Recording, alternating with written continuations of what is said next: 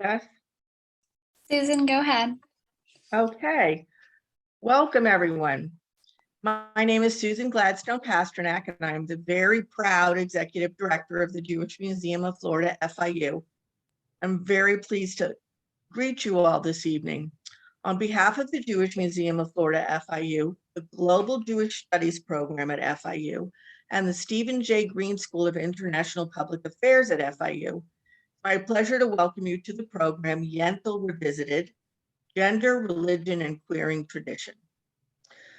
Tonight's program features two special guests, Eli Rosenberg and Rabbi Efrat Zarin Zohar, who share a very special relationship that they will discuss with us later. Let me tell you a little bit about each of them. Raised in a modern Orthodox community as a biracial person, Eli Rosenberg identifies as non-binary and queer and uses they/them pronouns. Interested in becoming the person they needed when they were younger, Eli has a keen interest in topics such as gender, sexuality, resilience, and mental health, and have turned their social media into a safe haven for those looking to explore themselves in their gender and sexuality. Currently, Eli acts as the general manager of EI Games, an e-learning company focused on teaching leadership and DEI practices all through the lens of emotional intelligence. Rabbi Efrat Zarin Zohar is the executive director of the Center for the Advancement of Jewish Education, SAGE, nonprofit that catalyzes and accelerates the advancement of Jewish education in Miami. Prior to assuming this position, she served as the director of adult learning and growth for SAGE and the director of the Florence Melton School of Adult Jewish Learning in Miami. Rabbi Zarin Zohar was only the second female rabbi in Broward County when she was hired in June 1992 right out of rabbinic school by Temple Solel in Hollywood. Throughout her long career as a prominent figure in Miami's Jewish education arena, she has advanced, expanded, and enhanced educational opportunities across the spectrum. She has led Jewish educational outreach and interfaith couples and families, and held significant roles in teacher professional development and Israel education. In addition, she designs and facilitates core and integral leadership and Jewish learning programs and classes for the Greater Miami Jewish Federation and the broader community. We are presenting tonight's program in conjunction with our exhibition currently on show at the museum, Hello Gorgeous, The Life of Barbra Streisand. And we are focusing on the themes in the movie Yentl, which she very famously directed, produced, and starred in 1983. I want to emphasize that we're focusing on the film and not the book, because they end differently. So Singer, who wrote the book, Isaac Bashevis Singer, who wrote the book about Yentl, felt that Barbra Streisand's ending was unrealistic and wouldn't have happened. And in his ending, the lead character, Yentl, continues to lead a life of pain, alienation, and shame. Barbra Streisand had a different take on the story. She wanted to leave Yentl as a person with hope and resolve and the ability to live a life of self-definition. So we're focusing on the movie and not the book. So let's get started. Put my notes there. Let's get started with our guest speakers. So Rabbi Zarin Zohar, could you please explain to us the special relationship between you and Eli? Sure. So Eli is my stepchild. It is my husband, my current husband, Avi Rosenberg's third child. And so when Luna approached me and said, hey, you're like this female rabbi, be so perfect for Yentl, this exploration of feminism, but we also want to have this other angle to it as well about gender issue and identity and queering. I'm like, oh, I have somebody for you. Let's see. They'll say yes. And cue my entrance. Right. I'm sorry, I forgot to mention one very important thing. Throughout the program, to all of our guests, please, if you have any questions, put them into the chat and we will get to them towards the end of the program. But you can put them in at any time that a question occurs to you. All right, well, my next question is for each one of you to answer. And the question is, so for Eli, this won't be such a distant memory, but do you remember the first time you saw the film Yentl? When was this? And what were your reactions to the film? Do you want to start, Efrat? Mhm. Oh, so I saw it in 83 when it came out. Mhm. I found it pretty inspiring. I was in college at the time. And it definitely, I saw it as this journey of feminism and the awakening all the roles for women. It definitely, I was a feminist and actively so. And so I found it very inspiring and maybe sort of got into my head at that time, even though at that point I was thinking of being a lawyer. So. Oh, I could so I mean, see. it might have gotten into your head that you could become a rabbi as a woman. Yeah, that just something, maybe back there. Mhm. Eli? Definitely. So I saw Yentl for the first time most recently, actually with the fraud, and it was a lovely experience because, as with when any Jews get in a room together, there's tons of discussion happening and exploration of different topics. And it was something where, it's just so amazing, even though, the story itself is very much focusing on, a cisgender woman who's just trying to find a place where she can learn. So it's not exactly a trans story, but I heavily associated with because there were so many moments that kind of occurred in the film where whether it be moment of anxieties, moments of feeling displaced, whether it be a moment where there's all this pressure of what society expects from you, but what you think will make you feel most connected with not only yourself, but your Jewish identity, which is such an integral part of yourself. So just watching it with that lens, it was very interesting, the level that I could also just heavily relate to, even very small moments where she was, anxious about certain men coming too close to her. I remember, I think it was the second time I was in Israel. My partner and I, we were walking and there was a bunch of rabbis who were, asking people to wrap tefillin for the day. And they came up to me being like, come on, today's the day, right now, right now. And a part of me was like, okay, wow, they really think I'm male. I have this opportunity to finally wrap tefillin. I've never done it, but I'd always been interested in it. But I said no because I was worried about if they got too close, all of a sudden finding out that I wasn't who they thought I was. And seeing that through the film, I was like, wow, I really resonated. That's very interesting. One of the themes in the movie is the fact of the way Barbara Streisand did it is that in America, she would have a better chance at living the life, the self-defined life. Do you think that holds true even today? This was 1983. I think that you can kind of unpack that in two different lenses if you're looking through it. Mhm. In terms of, when I go to other countries, I actually do pass as male probably around 90% of the time, as opposed to Mhm. America.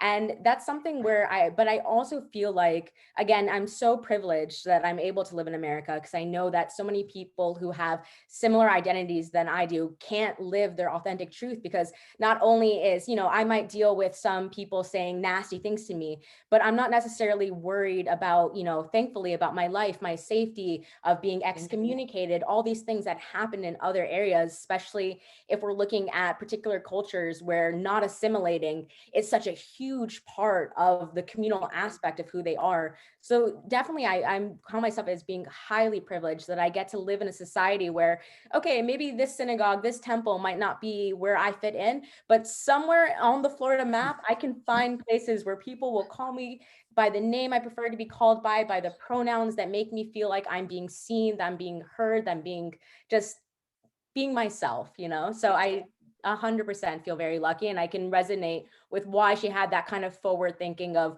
okay, this is where I can maybe be truly me. Interesting. So when it comes to gender and religion, we've come a long way, but there's still a lot of work to do to make Judaism more inclusive and accessible. Efrat, can you tell us a little bit about your Jewish journey and share more about your experience when you did decide and realize that you could be a rabbi? What was it like for you? And was it common? We know it's not, but could you talk about how uncommon it was to become a rabbi at that time? Oh yeah. Like when I was, so I was born in 63. So when I was a young girl, we belonged to a Reform congregation, but it was very, very traditional. It was like conservative, but it just happened to have the label Reform.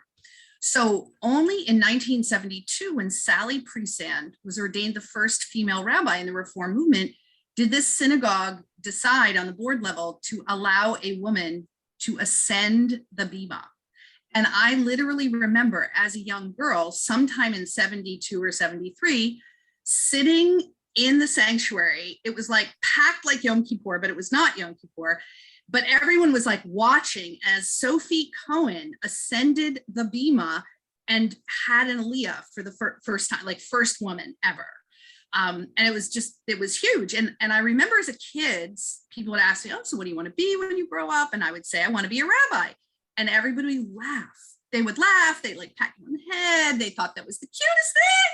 Oh, rabbi, And it was totally patronizing, of course.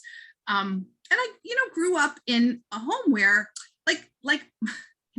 my mom was a sort of proto-feminist. And yet when the holiday meals were created, right, all the women were in the kitchen, prepping, serving, bringing, taking, washing, organizing, right? And the guys are sitting at the table and they're eating, right? So that was my sort of view of the gender lens. I was sort of like, I don't like this. And it was so exactly like the scene in the movie where Hadass is serving, the guys, right? And worrying over every little thing, and everybody is focused on the men. It just made me gag.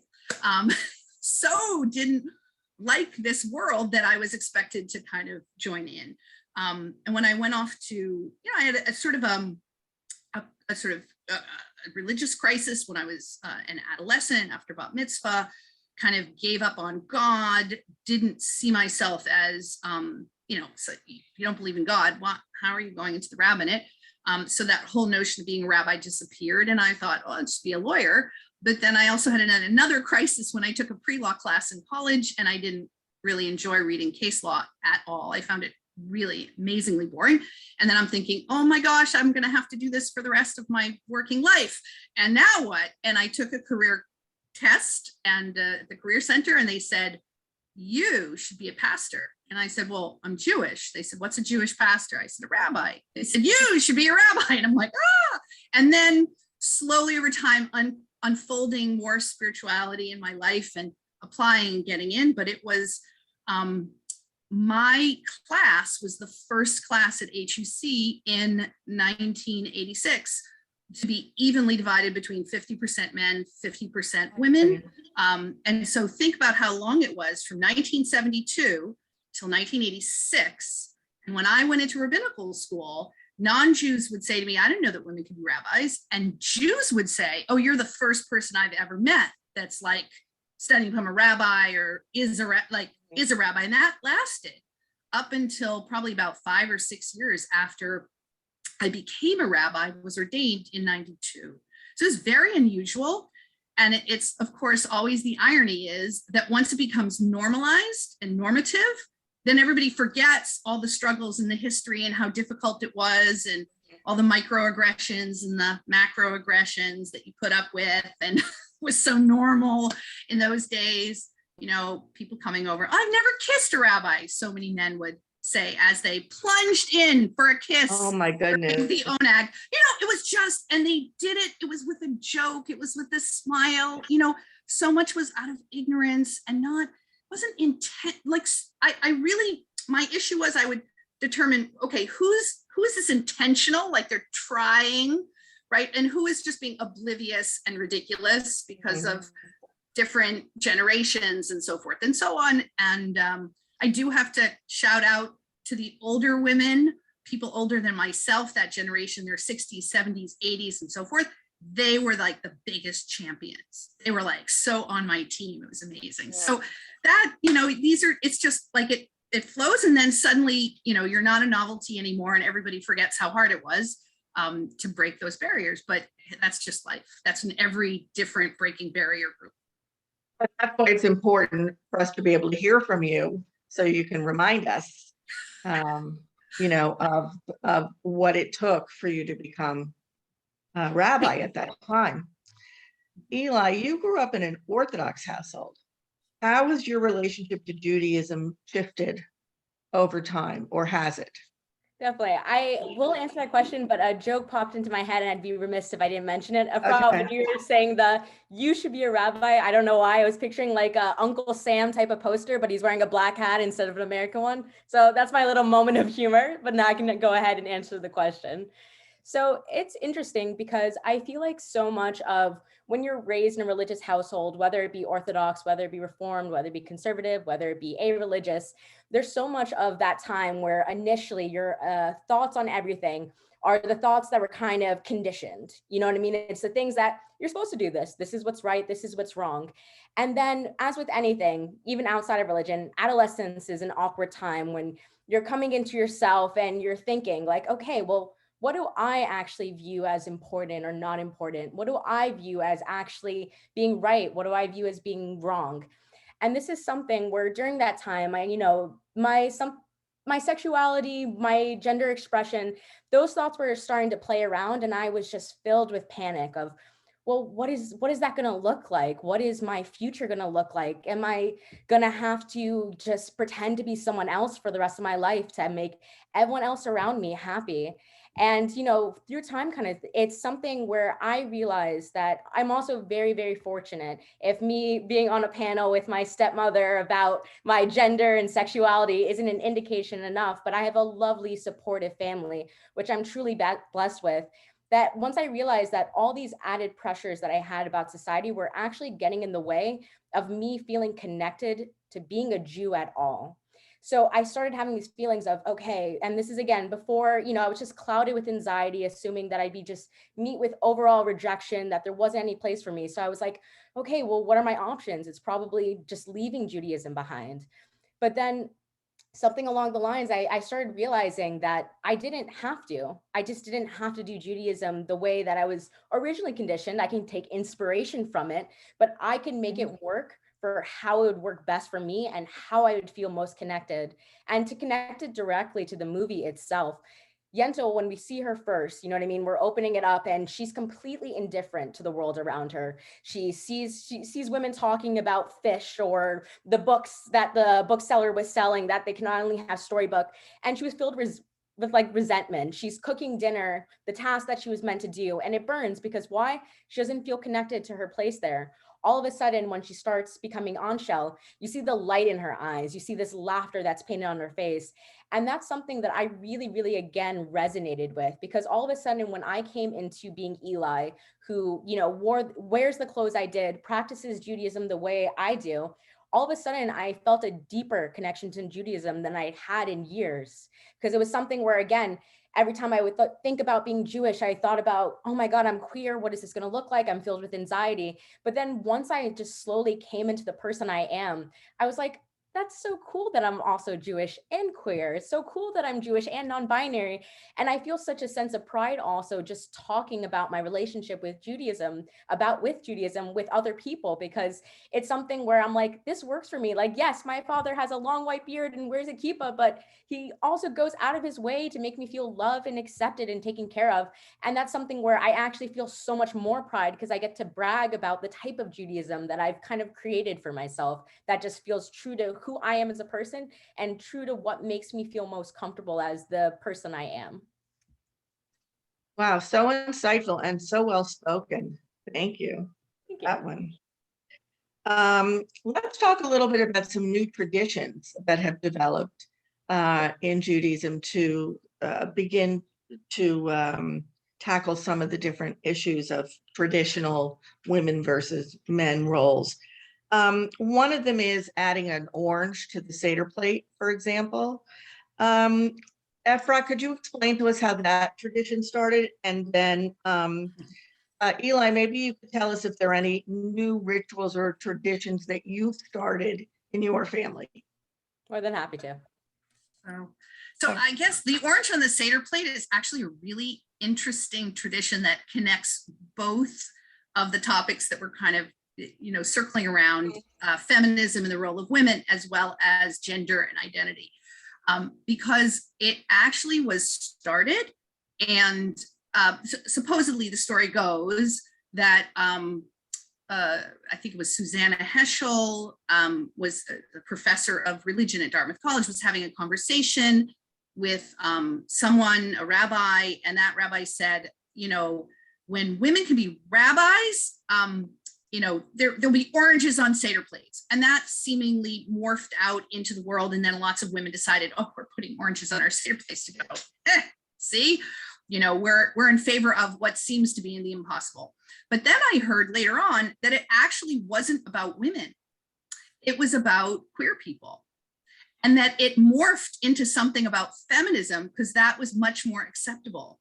And at the time that the anecdote happened, queer was still, LGBTQ was still like, woo, and non-marriage between people very illegal at that point or impossible at that point and so forth. So it was too hot a topic. And so it morphed into just something about women and feminism, when in fact, it was about all kinds of people who were being othered in traditional Jewish, roles and lives and things like that. So I just find that kind of ironic that that's the one that we talk to about feminism. Yeah. Very interesting. So Eli, have you developed some rituals or traditions that you practice either by yourself or with your family in defining your sense of Judaism? Definitely. So I think my favorite example that I can bring up is, again, as we know, at the Shabbat table, I have two older brothers and they got the blessing for Ephraim and Menashe. I got the one for, Rachel, Leah, so on and so forth. So what I really love that my family has done is that when it's my turn to get the blessing, we use all of the names together. And that's something that it's this moment where it's this traditional thing that I'd always associated with my childhood. And, there's something about, your father blessing you that kind of just transport you back to just being really, really small and delicate. And it's something where, again, it makes my younger self so happy and I can feel them kind of like healing. And also as the person I am now, it just makes me feel, again, so connected with my Judaism. Because yes, it's not something I've ever heard anyone else do, but it's something that's unique to us that makes me feel not like, oh, I had to choose one or the other, but why can't it be all of them? Why are just certain people having role models where these ones are your role models, these ones are your role models, but kind of merging them all together, I just think is this really beautiful thing where, again, it honors my non-binary identity, but it also just makes me feel like I can look for inspiration for the person that I want to be from anywhere. If it's someone who inspires me, why does it have to be strictly women who inspire me? Why does it have to be strictly men that inspire me? Because I just think that looking into the lens of, again, if we're talking about gender stereotypes, sometimes stereotypes just don't fit the unique gifts that we each have. There can be extremely strong bodybuilders who happen to be women. And yes, maybe that's not something that we see traditionally, but it's something that is their strong suit. So that's something that I really, really enjoy because, again, it's that Shabbat tradition that's always still there. I still get my blessing, but it's kind of evolved over time as I have. And it's something that I'm not gonna lie, every single week that it happens, I'm fighting a little bit of that happy cry that happens, and I'm kind of fighting it right now, full disclosure. It really just fills me with this huge warmth. It makes my neshama just leap out of my chest, and it just the unconditional love just, again, makes me feel so connected to who I am as a Jewish person and who I am as a non-binary Jewish person. Thank you. And again, let me remind you, all of you in the audience, please put questions in the chat as you think of them so we can come back to them. One of the challenges we encounter in Judaism in terms of some of these themes that we're discussing today is that the language itself of Hebrew and a lot of the rituals are often gendered, much like the blessing that you just discussed. How, Efrat, would you say that we're dealing with that today? So, the various liberal movements have done a bunch of different things to try and include women as role models. So anyone who goes to a reform or even most conservative congregations will hear today in the Amidah prayer, rather than just calling upon, Abraham, Isaac, and Jacob as the models of who we are kind of calling on our lineage for. They're including the foremothers as well: Sarah, Rebecca, Rachel, and Leah, as Eli just mentioned. And so that's like just, small pieces of kind of equating role models here, and not just men, but also including women. Also, there's obviously attempts to gender neutralize language. Very hard to do, I think almost impossible in Hebrew, but in English, it's fairly easy. So you see in a Reformed congregational prayer book, Reconstructionist prayer book, less so, I think, but somewhat in a conservative prayer book, that just gender neutral language where we can speak about God without he pronouns, right? Then why not? Why not do it that way? Why not find multiple metaphors and names for God? Because we, in Torah and in rabbinic literature, there's lots of different names for divinity, and some of them are more masculine images and some of them are more feminine images. And actually there are even all-inclusive images that would be kind of non-binary in a certain way. So people are becoming more and more attuned to that, and that will influence the process of writing these books. And it's fascinating, to see how having a woman on the bima already influences the way girls and boys see themselves. I mean, sometimes fun, in a funny way, where it was, a joke, I think, that sort of popped up in an anecdote from one rabbi, where it was a woman rabbi and a young child who only knew of a woman rabbi because that was the rabbi in her synagogue. Or it was a him, I think it was a little boy.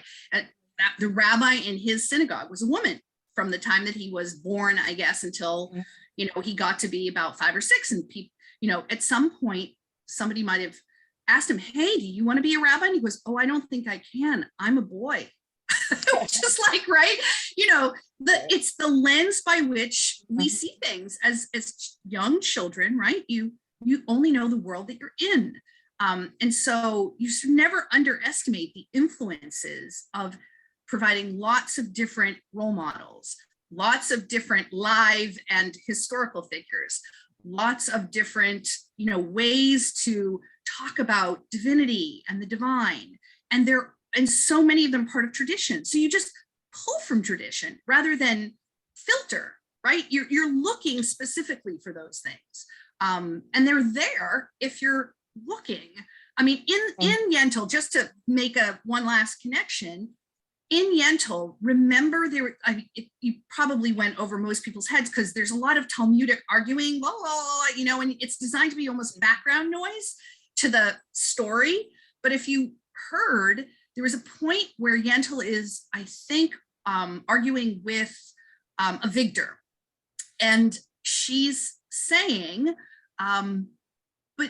but the first human in the Garden of Eden was born male and female. And then only later it says, there's the word for, in the chapter 2, that God takes a rib from Adam and then creates a woman, or she brings in the interpretive tradition from Midrash, which is another way of reading that Hebrew isn't rib, but side. And this clicks in to perhaps they were like, sort of two people like Siamese twins stuck together, one gender male, one gender female, and then divided. And that's when God puts Adam, this being, to sleep, dividing them into two pieces so that they then want to reconcile. Now, obviously, it's like totally heterosexual imagery right there, but this is, I mean, when I encountered that midrash, it's revolutionary. I'm like, oh my gosh, it's not woman as subset of man, which is the rib, right, becoming woman, and she's serving him. It's side by side, right? You can also reinterpret Ezer Kenegdo, which is the helpmate for Adam, could be this equal, opposite, opposing force that they're supposed to be, on the same level. So there's so much when you go to reread the texts, you see so much when you're coming with a different lens. And that's what women and all people who are reading text anew bring to our incredible tradition. And that's why it's so important to hear these voices, because you're going to uncover new perspectives and ways of reading the same text, as we've done, by the way, as rabbis have done for centuries. That's what kept Judaism alive. Right. Eli, do you find any issues, however, with prayer in Hebrew, where everything is either he or she, it ends in a traditional feminine or masculine, each word ends in that way? Do you find that you have a wish or a desire to change that in some way to create a more gender neutral prayer format? Yeah, I think if I had more time on my hands, I would love to actually just go through everything and see ways that we can kind of make blessings more gender neutral, so that way everyone feels it. But it's interestingly enough, for myself, just because I was raised with speaking Hebrew and referring to myself as feminine, I kind of still, because again, Hebrew is not, it's something where it's not my first language, it's close to not even my second, and it's a little bit fuzzy there, that I end up kind of shifting to what I was used to, because the process of translating in your own head and then going ahead and having to say it out loud has made it easier for me to just continue on using feminine terms for things. But in terms of when I'm actually looking at prayers and trying to find where I resonate, I've noticed that most commonly, certain sections I might just go ahead and not say, versus finding an alternative or using the male version. Because again, what is the point of prayer? What's the point of davening? It's so that you feel a connection to your higher God, right? That you're thanking him or asking for something, but it's really about building a connection. If I see something that's severing that connection or causing a block where I could be feeling nothing but absolute love and just this complete embodiment of our souls kind of just merging as we're all davening, then why take part in that one part? Unless, again, if the Shema was something where it had gendered language, I probably would make an exception, because I couldn't imagine skipping the Shema. But for certain statements, it's like, okay, this might be the one where I and ha while everyone's doing their thing. And then I'll go back into the things where, again, I can just focus on building that connection and not any type of internal dialogue that might break this really special moment that I'm having with talking to the universe, with my higher power, with Hashem. Thank you. So I'm going to ask both of you this question. What are actions that Jewish organizations can take to build communities that are welcoming to transgender and non-conforming and intersex individuals? What's the future? Yeah, I would actually love to start there. I think what the future is again, so much of what we were looking at in the movie itself and life that I'm sure we can all relate to is the stigma associated with doing certain actions that end up creating this thing where, oh, this is persona non grata. This is someone who I can't associate with. And I see that especially so with people who, again, dress like I do. For instance, I used to be a, Jewish day school teacher or at synagogue and stuff. And, right after I came out, I was like, okay, I'm just going to wear a dress. I'm going to wear a dress and it'll be fine. But again, talking about, again, that roadblock of me feeling a connection to my Judaism, to feeling like I'm a part of it. I was like, I don't think I can be happy and wear this dress anymore. So at my Orthodox synagogue, I made the decision to wear a suit. And I was like, okay, this is going to go however it goes. Long story short, I did end up getting let go because of it. However, that's something where I was very proud of myself for finding my unique self, but it did put a bad taste in my mouth in terms of, okay, is there a place in Judaism for me to be my authentic self? And what I realized was that, again, and this is something where the right people, you don't have to necessarily grab them by the shoulders and say, accept me, accept me, accept me. It's about finding the people who kind of let you know that it's okay to be the person you are. So within that, it's something where I think what makes a huge difference, that I think synagogues, temples, groups in general, or just families can make a difference, is don't allow something that you hold stigma against to be the reason why someone doesn't feel like they can be Jewish anymore, that they can't be a part of the community. Because what are we really creating? We're creating a divide between the ins and outs of who's a good Jew, who's a bad Jew. And what does that end up doing? That doesn't only create people who feel like they don't belong, but it's something where they end up having a resentment towards the entire thing in general. So advice that I've given to people in the past, especially those within the Orthodox community, is treat someone who's either queer, transgender, as you would someone who maybe doesn't keep Shabbat.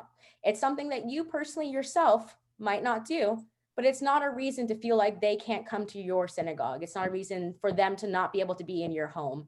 So again, because they really are level grounds, it's something where, again, that hate is pretty much on the same level if we're looking at it through those lens of someone who might be thinking of that way, is again, to adjust the stigma of what you have versus like what actually needs to be there. And there's so many little things that people can do that makes them feel better. And I'm going to go ahead and give a happy ending for that story I said where I did get let go, where eventually, I was so used to the Orthodox world. And again, I found many wonderful people within the Orthodox community who have accepted me just as I am, as I come, and all of that.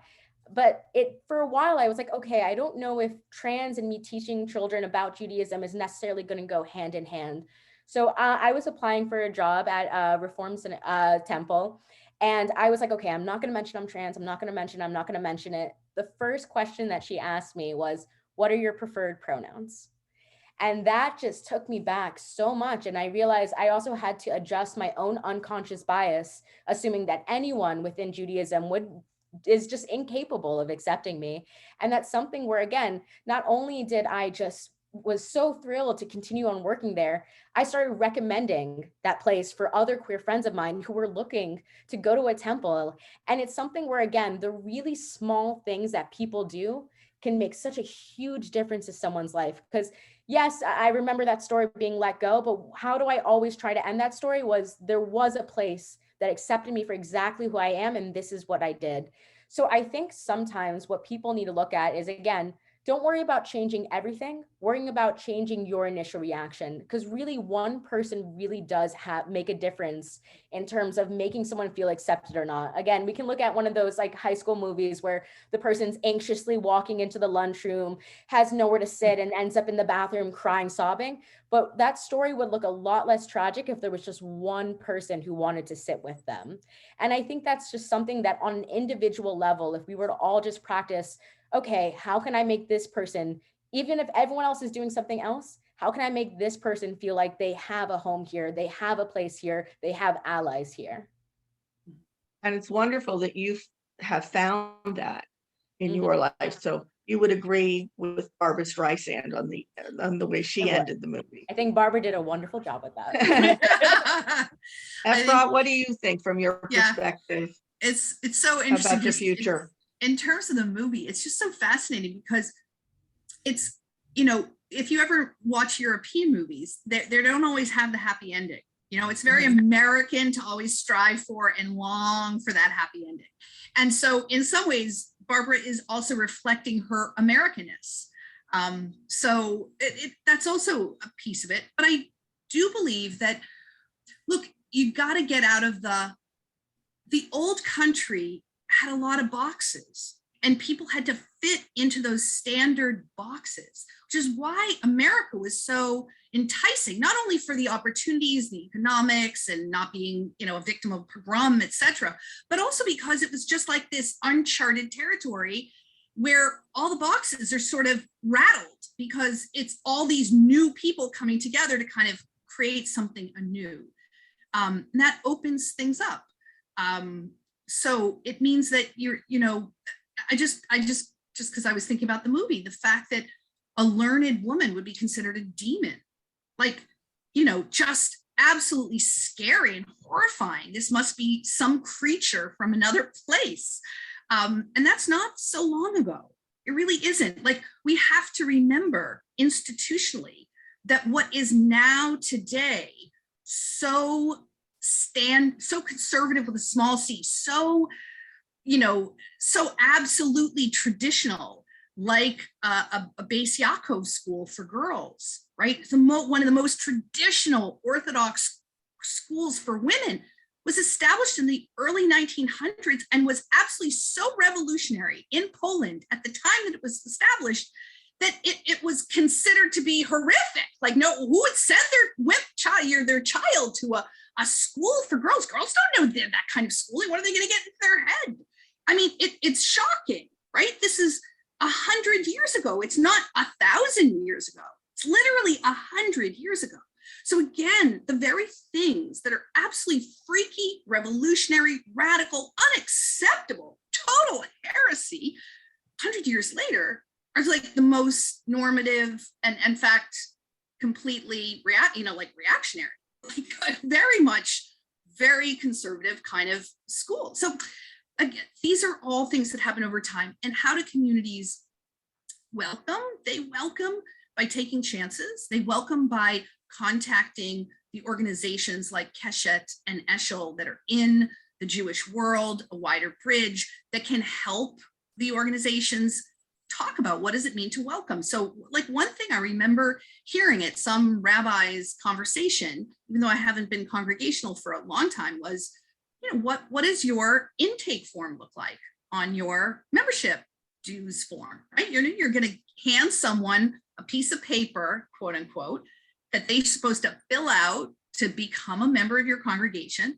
Does it say husband, wife? Does it say male, female, right? Does it say anything about, non-binary ways of looking at people's lives today? I mean, what if you're a single person? What if you're divorced? What if you're like 100 possibilities? Why is everything like this box, right?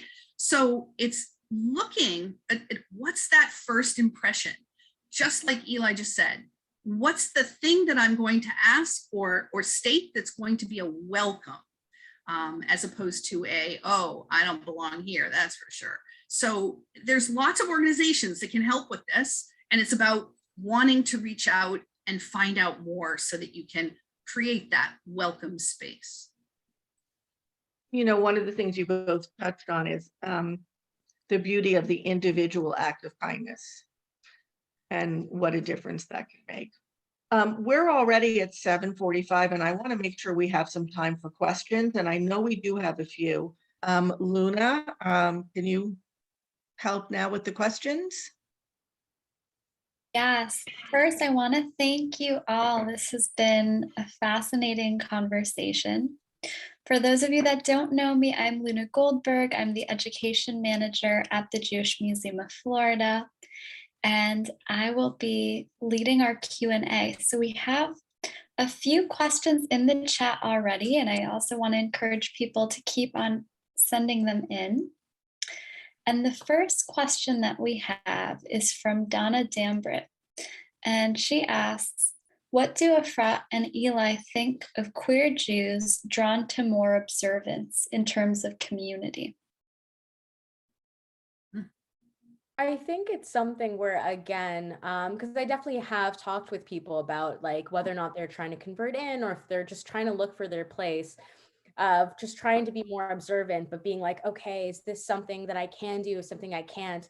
And my answer is your own Judaism, your own relationship to your God is something that's personal. It's something for you to decide. It's something that, again, if you're already living a pretty non-traditional life, just why stop there? If however you end up feeling most connected to your Judaism, that is completely up to you, because it's so easy to take on that heavy burden of expectations of what is expected for you to do, what is the traditional thing. And then we sometimes get lost and kind of just claustrophobic that we can't even maneuver around and walk around the space that we've created for ourselves, because it's so full with other people's perception of what you should be doing and what you shouldn't be doing. So my advice always is that it is unique to you and you should answer to nobody. It's something that it's just a moment of sitting and looking. And again, if you can't do everything, that's completely okay. If you can do some things, that's wonderful. But it's all about what helps you feel most connected with your Judaism. What does that look like? And making sure that those choices are based off of your own self-reflection of what it is you need and not other people's perception of what it is you should be doing. And I would just say, first of all, hello, Donna. Good to see you, quote unquote. And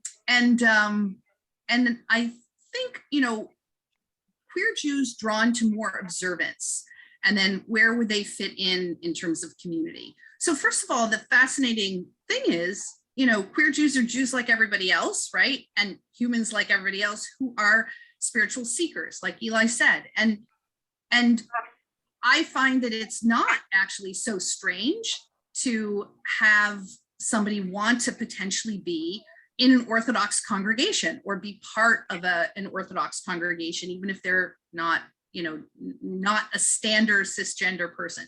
So the difficulty is then, how does that work, right? The individual is drawn to a place of more ritual, more tradition, but the community isn't necessarily so open to all aspects of this person. They are in some degree, if the person kind of conforms to what's expected of people in that congregation, then yes, they'll be more or less accepted. But once they stray from that boundary, right, they want to dress a little bit differently, or they might want to bring their partner along or be celebrated for the family that they've created, then it becomes so much harder, because that's in some sense this, a stamp of approval. You want to give an aliyah to, let's say, a man who has just, a couple that's just adopted a baby, and they're two gay men, right? And are you going to give an aliyah to both of them? That's really a stamp of approval. I mean, an aliyah is an honor, right? So a congregation has to really judge, like, does this fit for us? How does this work for us? And some congregations are fine with this because the values align, and other congregations certainly aren't. So that's, I think it's difficult on the level of how people fit in. If you're quiet about your difference, right, and you just keep it more inside and under the radar, then most congregations let you, they'll welcome you in any degree, right? Reformed, conservative, Orthodox. It's once you sort of depart from that. And I would also put in, like, if you're a Trump supporting Reformed Jew, you're going to also have problems in your Reformed congregation, because there aren't that many Trump supporting Reformed Jews that are so vocal and out there, right? So we're all finding different things in the congregational world. Where do I fit here? Do I fit there? I've had people say to me, I'm a conservative political Reformed Jew. I don't know where I belong anymore. My Reformed community has left me, right? And then if you're born Orthodox, you're queer and you discover that, and you're in an Orthodox community, then, oh, my community has left me, right? They won't accept me. They won't allow me to stay here potentially. Depends on the community. So there's all kinds of things that pull us, and that's the complexity of community, right? It means, you're on an organized tour. You're not on your individual tour. You're on your individual tour, you can do whatever the heck you want. On your organized tour, there's an organizer, and that organizer says, we're stopping here at this hour, and that's what we're going to all do. And a lot of times, if you want to be the individual, it's going to be hard. So this is what we're all wrestling with. Mm-hmm. Thank you. There was another question that Donna had, and she asked, can you speak to how women taking on time-bound commitments are received in more observant communities? So I actually can't speak very deeply about that because I don't really know.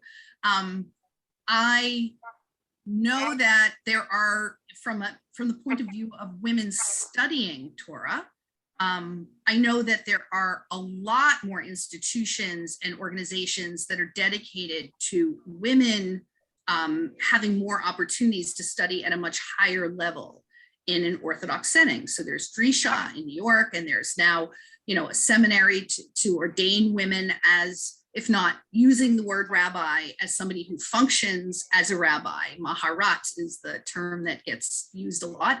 And these are all things that are happening within the modern Orthodox world, and very strongly. And it's really creeping in many ways into the more centrist yeshiva world as well. But like everything else in the world, the poles are pulling apart.